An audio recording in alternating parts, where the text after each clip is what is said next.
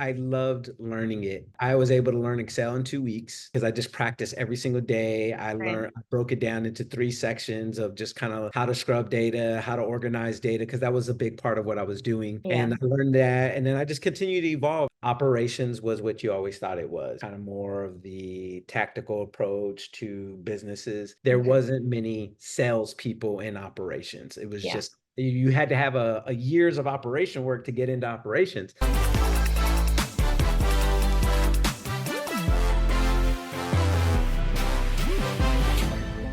Today, I will be interviewing Kevin Ramon to learn about what it's like to be in sales operations. Specifically, Kevin is a senior sales operations lead. So, Kevin, welcome and thank you for joining me. Yeah, absolutely. Thank you for having me. I appreciate it. Happy to be Of here. course, of course. So let's go ahead and get started. Here at Job Dictionary, we like starting off with three kind of rapid fire questions. So, Kevin, in your own words, what do you do? Where do you live? And as a kid, what did you want to be when you grew up? Yeah, absolutely. So, again, I'm in senior sales operations. My operations that I'm doing currently is within the real estate space. So it's really fun actually, being able to be a part of this company and being able to really like have my hands on everything we're doing from sales strategies, targeting and data insights, data analytics, and really just trying to understand how we can move this business forward, right? It's a lot of Right. fun. I was born in San Antonio, but I've been in Austin, Texas since I was 4 years old. Cool. So been here for a while, love Yeah. Austin. And it's really great. Austin is a tech space. I'm in tech from operation standpoint. So it's a very good combination out here. And yeah, so it's really good. As far as me as a kid, oh man, when I was growing up, I'm from Texas. I'm a huge Cowboys fan. So Right. growing up, I wanted to play for the Dallas Cowboys. Once that started Wow. becoming not a That's a realistic drastic change. goal, yeah. It's funny because I actually went to college to try to be in broadcasting Oh, and be on ESPN. So, which interesting. that didn't go out. Life didn't have that for me. We went different paths. So, but yeah, so that's kind of where I was. Big Cowboys Yeah, fan. that's an interesting take. So, going into your career path, how long have you been working in this field? And so you went into college wanting to be into broadcasting. When did that change? Kind of how did you get yourself into this field? Yeah, so it's funny. Interestingly for me, I've always had a very personable kind of I guess I'm always been a people person, right? I've always been a people person, loved being around people, talking to people. So for me, I took the original route of sales. Like, you get into sales, when Yeah, you're in college, you want to work, sales is kind of was natural for me. right. And yeah, no, just kind of got into sales and sales offered me multiple different types of options as I grew in my career. I decided that sales was going to be best for me. I want to say about 2 years into college because it just came so natural. I was always eager to learn, but I never really felt like I was trying too hard. Okay. And I had done other things where I felt like I was trying too hard. Yeah. Where I felt like I was putting way too much effort into something and it just wasn't doing the return for me. Mhm. So sales was one of those things where it was just kind of fun, it was exhilarating, and it came a little more natural for me specifically. Interesting. Yeah, it Yeah. sounds like you really love it. That's great. It Um, is. I mean, with yeah. sales, it's just fun because you get to interact with people, you get to bring value. And the thing that I love most about sales is that you get to find people who have needs and you typically have the solution, and being able to connect the two is always rewarding. So that's Right. the best part about it. That's great. And specifically, maybe not in sales operations, maybe in operations in general, but what are some types of niches or like specific um, there's specialties that you can go into regarding operations or maybe even sales operations, if you could share a little bit about that. Yeah, absolutely. Well, there's obviously a lot of opportunities out there within operations, and sometimes there's certain titles that you wouldn't even think are operations, right? You have what is it we call they call them field sales. They have the revenue operations. You Okay. have business analysts. Like these are all parts of what you do in operations. So, like a business analyst's job is to scrub and prepare data, even large data. You have to do that in operations at some point as well too, right? And I think specifically, I think that there are so many different facets of operations that it really does give you an opportunity to kind of go where you want. Do you want to do you Okay. want to do financials? Do you want to work with more sales strategies and sales funnels? Are you looking at more people when we talk about new hires and ramp times? Where do you want to be? I really do feel operations is very verse that you Right. can find a specific niche. For me specifically, my niches have changed. I was when I first got into this, it was more sales strategies. But as I begin to evolve and really falling in love with the data insights and the data visualizations that you see a lot of, like almost every platform has a dashboard. Like being able to create those dashboards and create this vision that you have of what success looks like, or the KPIs that are needed for those success, being able to put that on a dashboard and bring that value to a sales leader is very rewarding. Yeah, that's very interesting. So, would you say that that would be the main difference between sales strategy and then moving into operations? Having that, I guess, just putting everything together to sh present, or Yeah. So when we talk about operations, you do once you start moving up the ranks, presenting is a lot of what you do. okay, Whether you're presenting to the C class, vice presidents, directors, or even just your standard sales leaders, yeah, is presenting is a big part of it. I think the biggest difference between my based on my journey from when I first got into it as just more of the sales strategy and okay, then more in-depth data and operations is that in the sales strategies, it's really what it says, right? It's strategy. You're like coming up with different funnels, you're coming up with different ideas, like, hey, what's working, what's not working.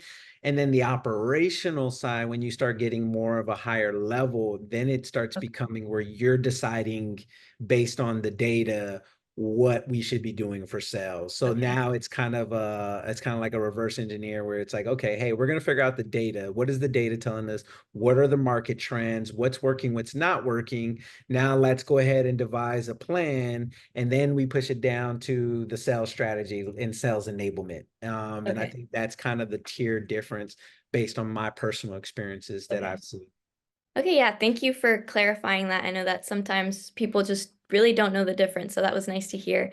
Yeah. So now kind of transitioning into more of your daily work and your tasks. What's your schedule like? What do you spend the majority of your day doing? What does a day in your life kind of look Oh, like? man. I'll tell you this. So being in operations, you wear many hats.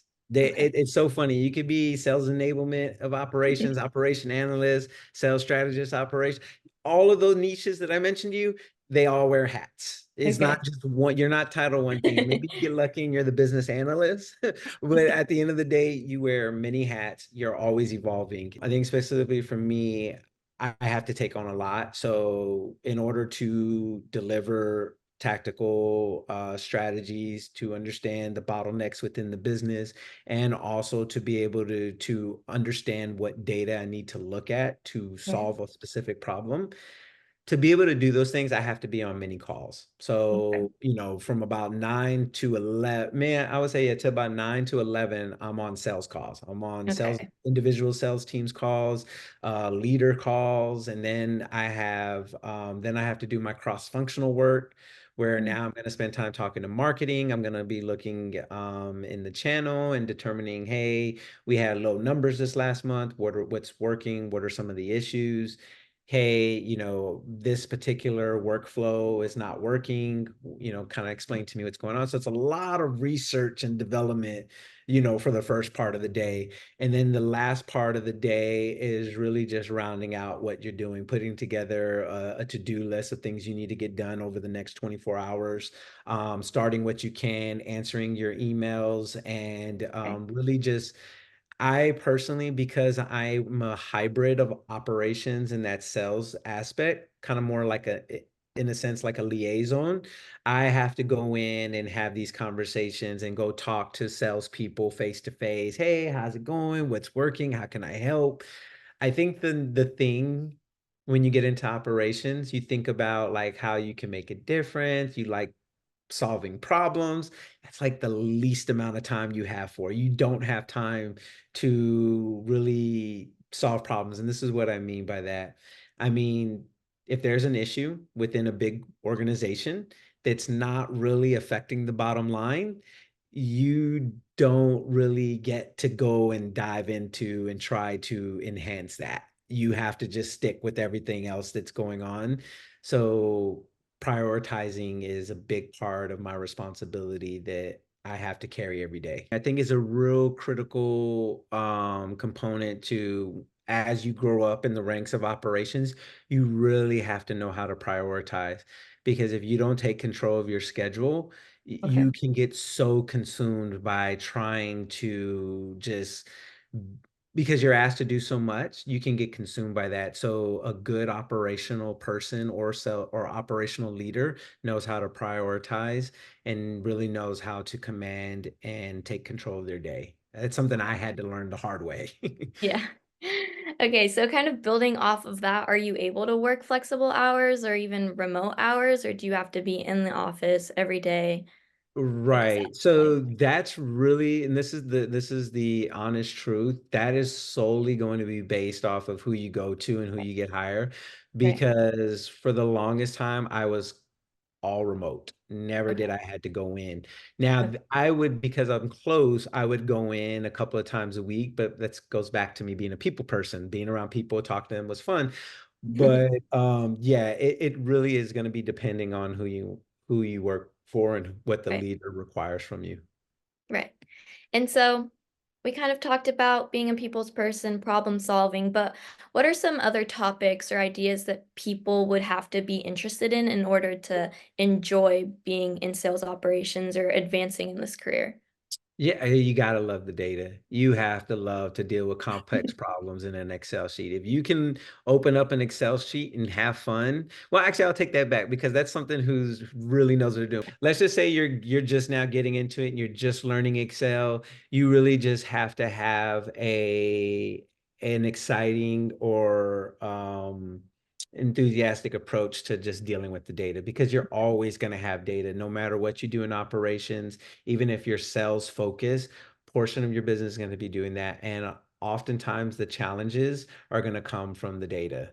because you have to be able to drill down. You got to create visualizations. You got to troubleshoot issues, data. And one of the one of the headaches about data is, and this is something people will learn in operations, is that the data is not always the best data. And as an operationals person, you have to figure out and make do with the data you have and draw your conclusions based on what you're looking at. And also try to figure out how to make sure the data is more that's better reliable. So I think that getting into operations, you have to love data and all that Yeah. comes with it. And it's going to be your Excel, Power BI, SQL. Yeah. You're going to really enjoy those things. Okay.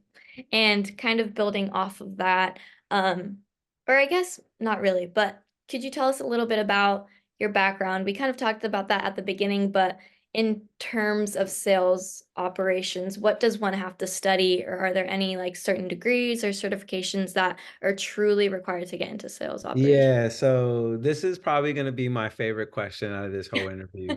And it's because my path to operations is not going to be your conventional path. Okay.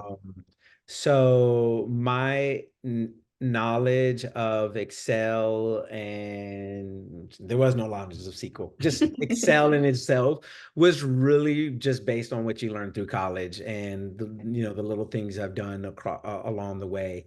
What basically happened for me is my whole background was sales. When I moved into Dell and I was doing sales there, the patch that I took over was really disorganized. And so I used Excel and data to help me organize everything and create a workflow process that worked for my brain. That Right. was better than what they had. And my boss would ask me, like, what are you doing for this? How did you figure this out? Where was this? And I was Wow. like, oh, I just did this. Oh, look, I just clicked this and this works here. And I wasn't even coding in Excel. I was literally just the basic function. And that's it. Like I didn't even know how to do XLOOKUP. Okay. So um, he saw what I was doing. He then told me, hey, can you help this person, help this person? They need to be more organized. Can you show them? I showed them. Right. 9 months into my sales role at Dell, he came to me and he told me, he's like, hey, Kevin, there's an operational role coming up. Wondering if you'd be interested. And I was like, well, Right. I don't know. I'm not really that savvy. I don't really know much about it. I'm just a salesperson. He's like, no, he goes, I think you really could do good. You should at least put your hat in.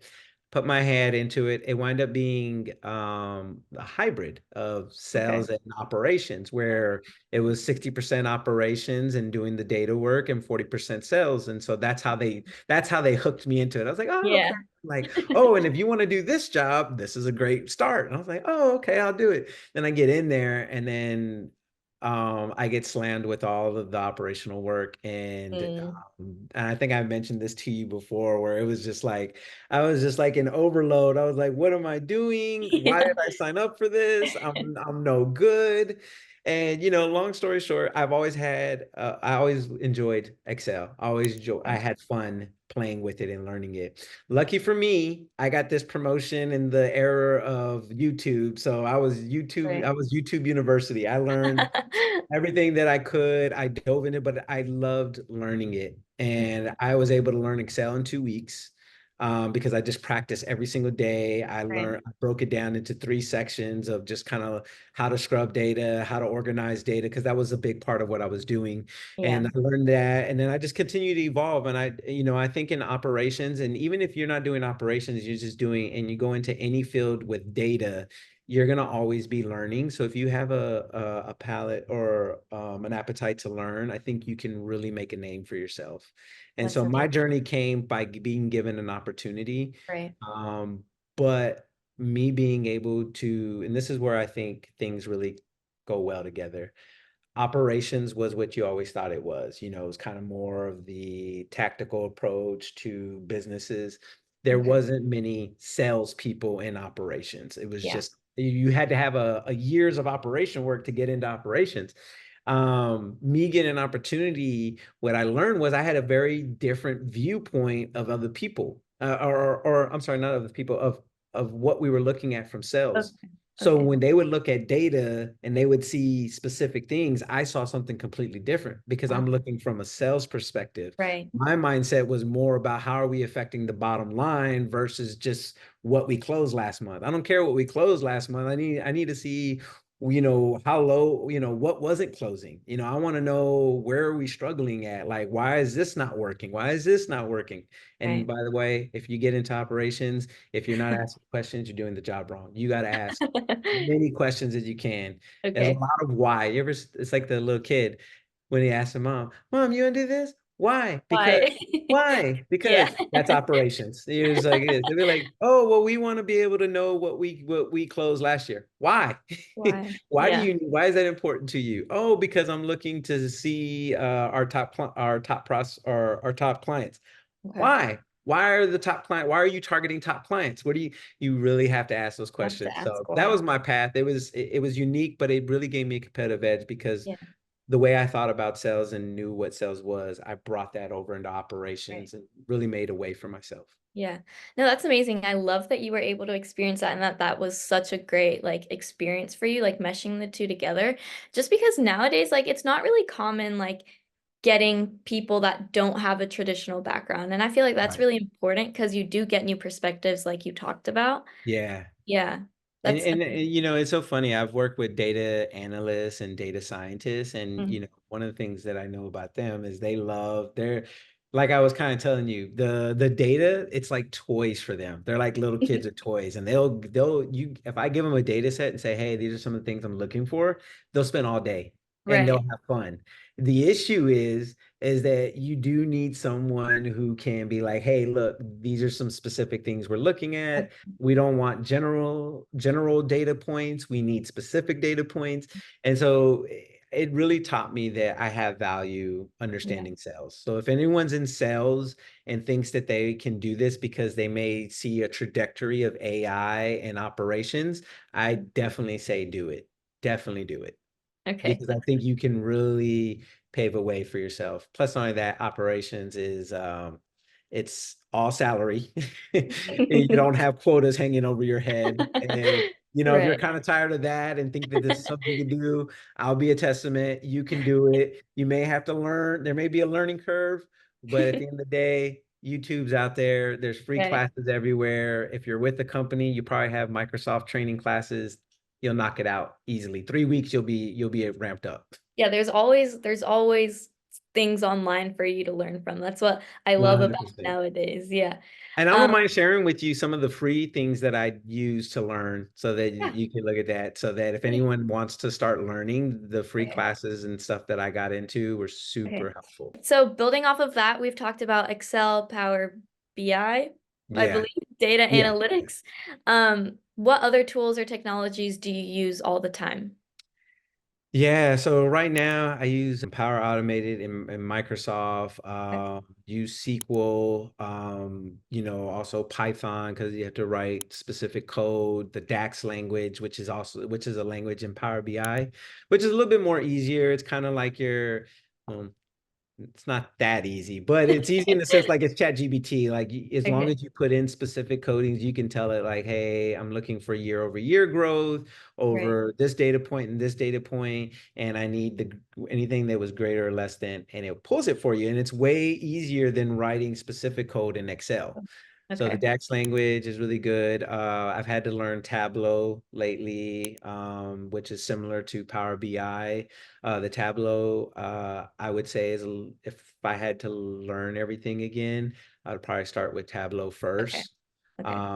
I do see the trend of Power BI becoming more and more as the main focus point, but I do feel like Tableau's more robust, and I Okay. think that especially if anyone uses Salesforce, Tableau's going to be a great start. Okay. And do you think that Tableau's like maybe if we have listeners that don't have any experience at all, that's where they should start? Yeah, I would go with Tableau. And this is just Okay. through my experiences Right. because Right. when I went through a process where I was wanting to be a leader in operations and I started to apply. This was just a year ago, and I started to apply at other jobs, Yeah. and they didn't care about my Power BI experience. They were more like, do you have Tableau? And then Tableau. do you do Google Analytics? And for me, I'm like, dude, they're all the same. Like it's just a different interface. Like I can learn them. Right. It's fine. But the one thing that I would say distinctly different about Tableau is Tableau's more user friendly.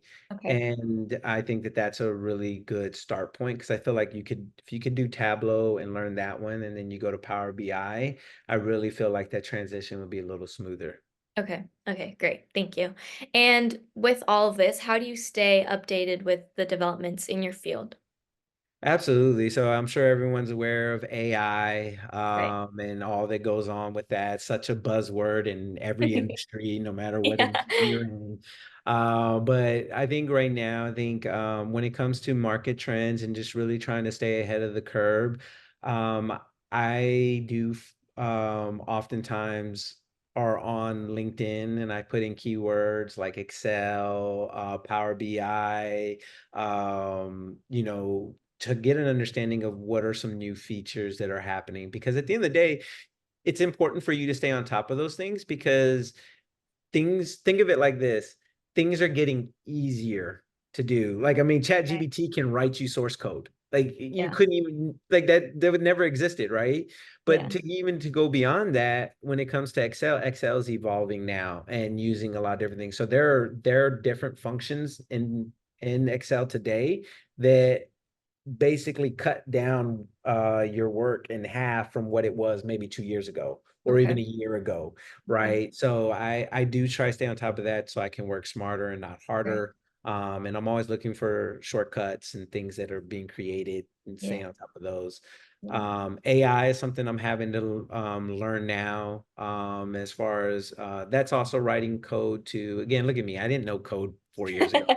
So it can be learned, I promise. I'm not the Right. smartest person. I didn't graduate with honors. I was probably the lowest in my class, but I graduated, so Hey, it's like, but you're here. yeah, yeah, exactly, exactly. Yeah. But just to say that you don't have to be super, super smart in these things. It's really just understanding what you're looking for and then understanding the tools to get yourself there. I Right. didn't know code, knew nothing about code a year and a half ago. I started learning, I started incorporating it little by little, and it just expanded.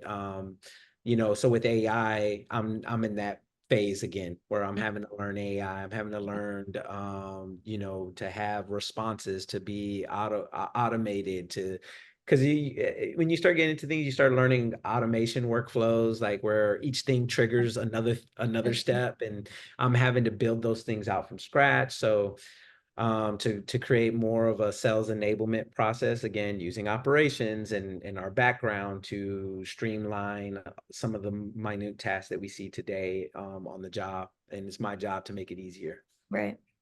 Right. Okay. So now these next set of questions are probably some of my favorite ones. And it really sounds like you love what you do. Like working in sales operations, what do you think is the most exciting part of your job?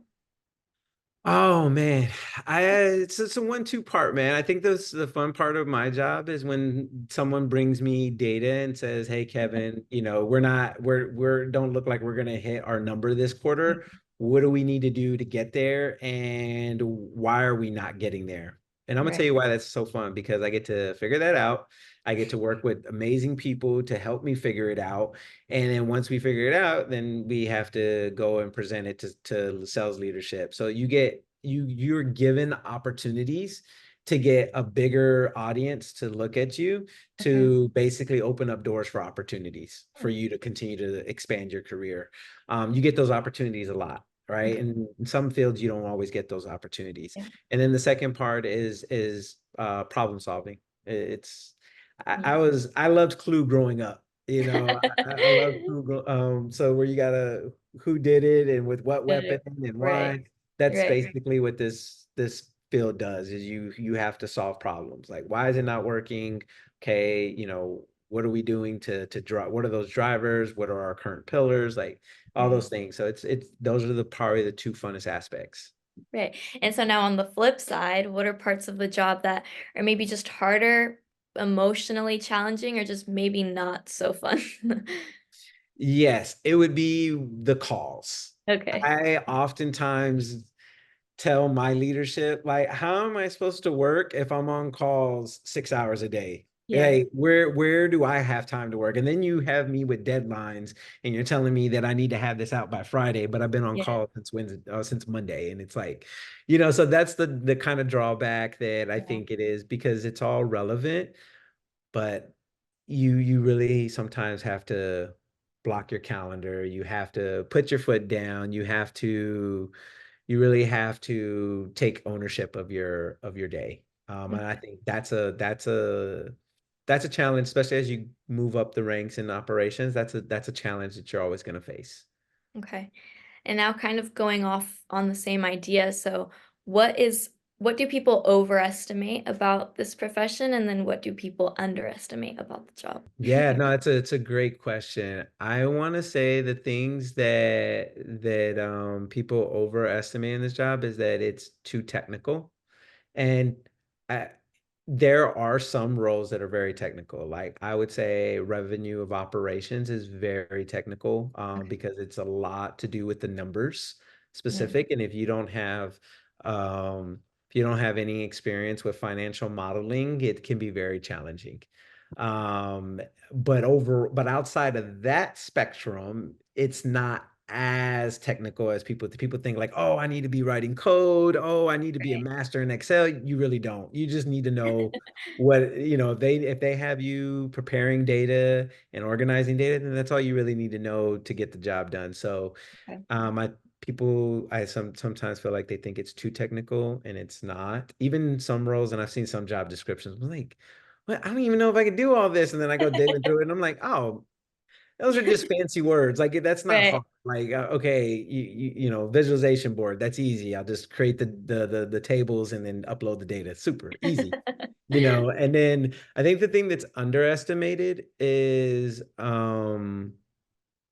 I want to say the thing that's underestimated the most in operations is um, that it's kind of, and this is just from people that I've worked with, is Okay. that they don't realize how much you do interact with others. Okay. Like they like it because it's a salary job. Most operational people work remote unless they're more on the sales strategy side, and they're more asked to be in office to be with sales and the sales leaders. But I think that it's underestimated that sometimes I've had people tell me, like, man, I didn't know that we did so many meetings with people. And it's like, yeah, we Right. do. Oh, I didn't A know that we lot. had to be in this many calls to talk to so many people. And it's like, yeah, no, yeah, yeah. You do. I don't know, we have to know what's going on to be able to Right. help. And Right. so I think those are the things that I think that oftentimes have been said to me as underestimating is that you're on so many calls and you're constantly engaging with people, whether it's through Zoom or in person. Okay. And now going off of it being a salary-based job, I was doing some research before we got on this call, and apparently the average income for sales operations lead is around 94,000. From your experience, is that true? What do you think about that number? I think that's true for today, Okay. versus what it was maybe 3 years ago. 3 years ago, it was more you were between 65 and 75 was a standard. Um, but I will say this, that is true. Okay. However, with some experience, maybe even just a year of experience, you can easily make Wow. 110 to 130 as Okay. your standard Oh, across any operational job that's not okay. entry level. I Okay. think if you're just like even mid-tier, from my point of view and what I've seen and what I've looked for, even if you're just mid-tier, you can really make between 110 to 130, and then leaders can Okay. make into the 200s. Okay. Wow, that's amazing. It Um, is, it is, yeah. So there's definitely potential here, for sure. Right, right. And now we've talked about kind of how AI is influencing things, but what are some current trends or maybe even challenges in the industry, and how do you see the industry kind of changing in 5 to 10 years? Yeah, absolutely. I think it's a great question, and I don't know if I have the answer on that one, just because I just don't know how fast AI is going to go. But Right. I will say current challenges today, and I think what the current challenges are that tech people are going to face is going to be their CRM. And Okay. what I mean by that is because there are a lot of early adopters when it comes to CRM with AI that are so robust, and they are streamlining so many minute tasks that as salespeople or just people in just kind of tech space are doing on a day-to-day, like standard follow-ups, just your follow-up emails, your calls, your logs, you're updating your reports, updating your pipeline, or Yeah. even in operations, when we're doing our enrollments or our onboarding and how we have to track those things, update the numbers. Mm. Like I really feel like the CRM aspect is so far behind in the tech space. And Okay. that's looking at many different jobs, whether it was Salesforce. HubSpot has made it a huge leap, and I think they're one of the leaders in the big tech space where HubSpot's really jumping out there, but Salesforce still dominates. Salesforce still doesn't have any automations. A lot of its workflow is still manual. I think where AI is going to go, some people think AI is going to replace people. I really don't think that's going to happen. And I don't think so I'm gonna either. tell you this now. I currently today use AI code calling, where the Okay. AI will call people. This is Wow. the thing. This is the thing. It's not going to replace people.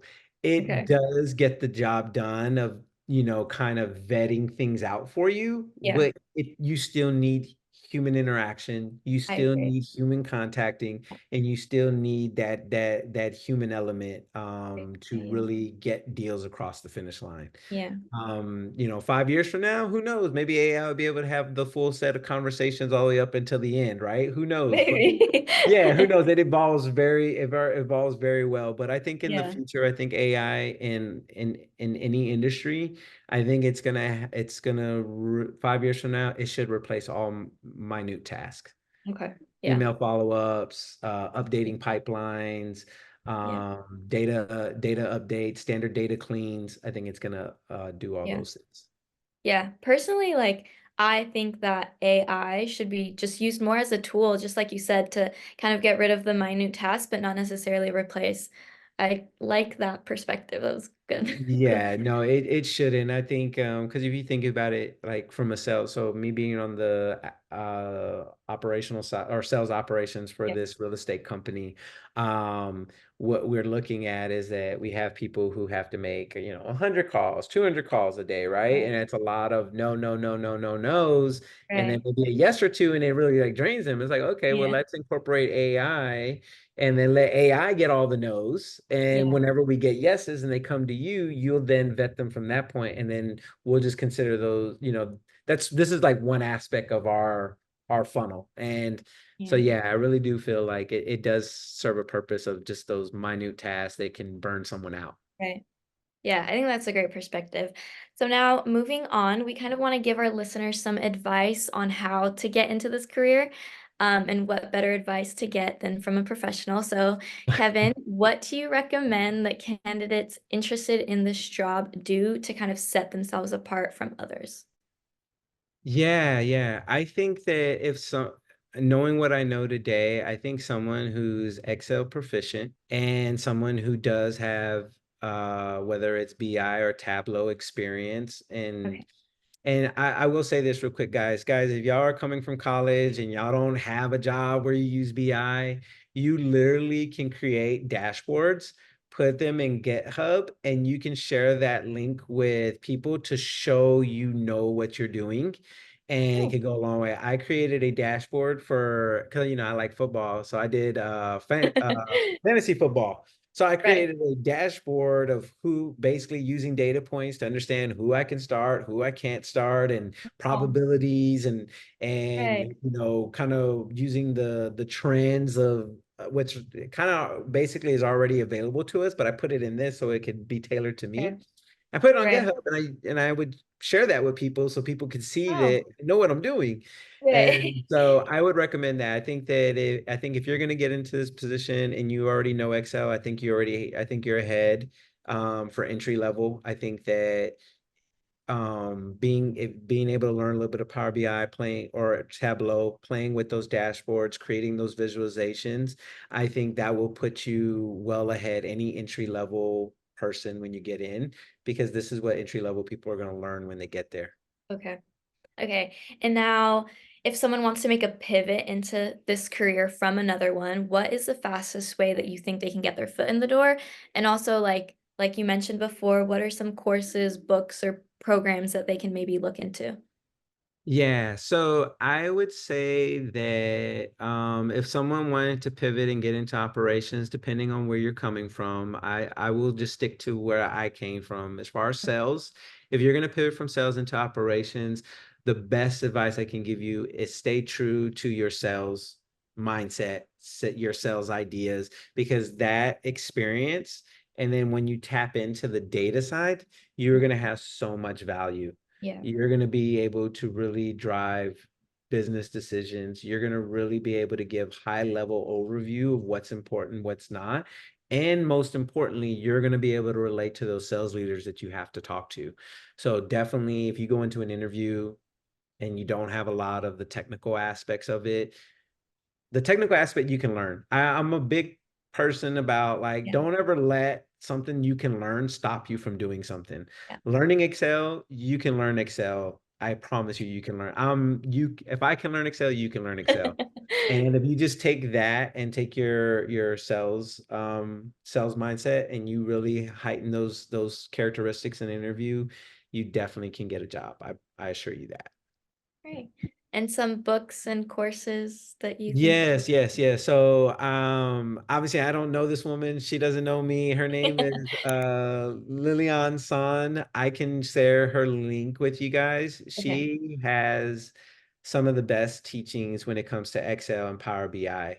Mhm. She just for me specifically, she just fit my learning experience. Like she was just like, it's just one thing at a time. She'll teach you one thing and then she tests you on it and then she moves you to the next one. Great. And she has many different courses. She has like a 19 chapter course for Excel. Like you're an expert by the time you're done with her class. You can Hmm. finish in 1 month and you'll be a pro. And you'll be doing, Good to again, know. I'll tell you this now, guys. Y'all learn from her. You'll do things that even the leaders in operations don't know. I promise you. I'm gonna have to look into that too. Yeah, no, I'll share the link. I'll share her YouTube Perfect. link with or her website so that you guys so people can look at it. Great. And then cheap courses that that I started myself on SQL and Python was Udemy. Okay. Um, I can share the courses I purchased that taught me, Okay. so that if anyone was interested and wanted to go look, they could. That would be great. Thank you. Yeah, absolutely. So now kind of like our final question, if you could tell yourself something when you were younger or any advice, what would it be? Yes, I think about this often. And for me, it's very simple. Take chances. If you really have a dream or you really have a vision of what you want to do, don't feel like you need to prepare yourself for it. Like just go out and go get it. Like, Okay. yes, you're gonna fall. Yes, you're gonna make mistakes. You're not always gonna sound the smartest when you first start, but just go and dive into it and know that if you put your best foot forward, everything's gonna work out. Great. Right. Yeah. Thank you for that. That was great advice. So finally, where can people reach out to you or where can they follow along your work if they want to do that? Yeah, absolutely. You guys, I'm on, I have a LinkedIn, I have an Instagram. You guys are more than welcome to reach out to me if y'all have any questions. And as far as a website goes, I'm working on building out something. No, it's not anything I charge for. It's just a way for me to just connect with more people, from an operation standpoint. So I'm building out a website that has all my dashboards that I've built out over the last several years. And you guys can go and interact, play with them, and you can even print out the templates and build your Great. own stuff. So yeah. Great. Yeah. So I'll make sure that those links get shared when our podcast gets posted. But Mhm. yeah, thank you, Kevin, for joining me Yeah, sharing. I absolutely I appreciate it. Hope I didn't bore anyone. That was great. That No, was I great. really do appreciate it. Thank you so much for reaching out and inviting me. It was a pleasure. Of course. Yes, Thank you ma'am. for all your insights and all of your experience. It was very great to listen to. And I Absolutely. bet that a lot of our listeners that would maybe want to go into sales operations probably want to do it more now after listening to I this hope so. I podcast. hope so. We need more people. Yeah. Yeah, So so thank I you. appreciate it. Yes, ma'am. Well, thank you again, Miranda, and you have a great rest of your evening. Thank you. You just got one episode closer to learning about the world of jobs out there. To explore the rest of our career categories and find your best fit, go to jobdictionary.com to sign up for the beta users waitlist. Then subscribe here to find the next episodes coming out this week. And as always, drop us a comment, review, or message to let us know how we could better attune our episodes to your specific needs. Follow us on TikTok, Instagram, Facebook, LinkedIn, X, Threads, Pinterest, and wherever else you're on socials to go get our short, snappy preview reels that expose you to new job options every day. Because here at Job Dictionary, we believe your big aha moment can be just one scroll away. Go check it out and get out there. Cheers!